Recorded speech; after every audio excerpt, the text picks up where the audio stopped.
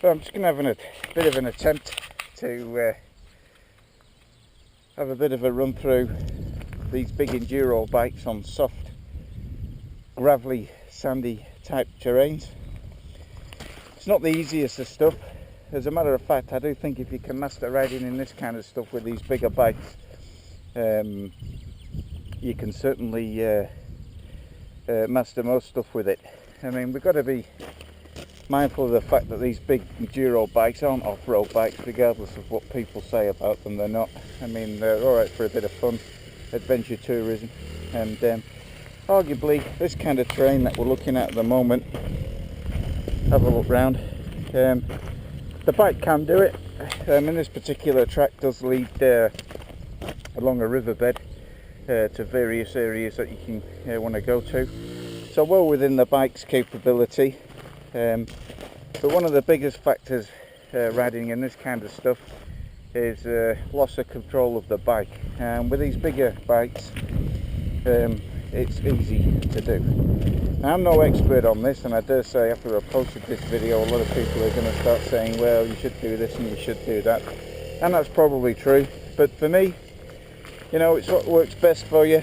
Stick to the basic techniques, and if they work for you, then I don't see that there's anything wrong in actually using them. Just a few things before I run through. I find one of the key difficulties with these bikes is actually getting them going. You know, you see a lot of people what I call paddling the bike, so they're sat on the seat with the feet going like ducks side to side when they're walking through. In the real heavy stuff, with these bigger bikes, you've not got much of an option because that gives you a little bit of stability. But having said, on stuff like this, that it's quite sandy underfoot, and in places it's actually quite deep. I actually find if you can get yourself up on the pegs, you see they're quite deep in places, if you can get yourself up on the pegs, get your weight over the back wheel, and second gear, first gear in these bikes is about all you're going to get. You're lucky if you get second actually in some of this stuff. Get stood up on the pegs, get your weight over the back of the bike as much as you can. Try and keep the weight off that front wheel, because you find once that front wheel starts to bury in and it starts to move from left to right, you can cause yourself some problems.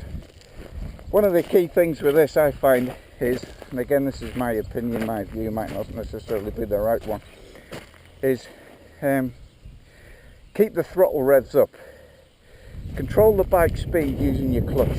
So if you need be, if you think you're going a little bit too fast, just feather the clutch slightly just to reduce a little bit of the bike speed, but don't chop the throttle. You start chopping the throttle and you'll find you'll be off the bike as quick as you chop it.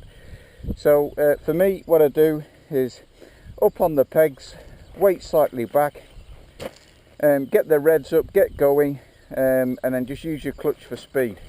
Remember the golden rule of thumb with this thing, as long as with many things when you're riding on these, is look where you want to go. If you see a hazard in front of you and you look at that hazard, I'll guarantee you will hit it. Look where you want to go. And 9 times out of 10, the bike generally goes in that general direction. So what I'm going to do is I'll flash the bike up.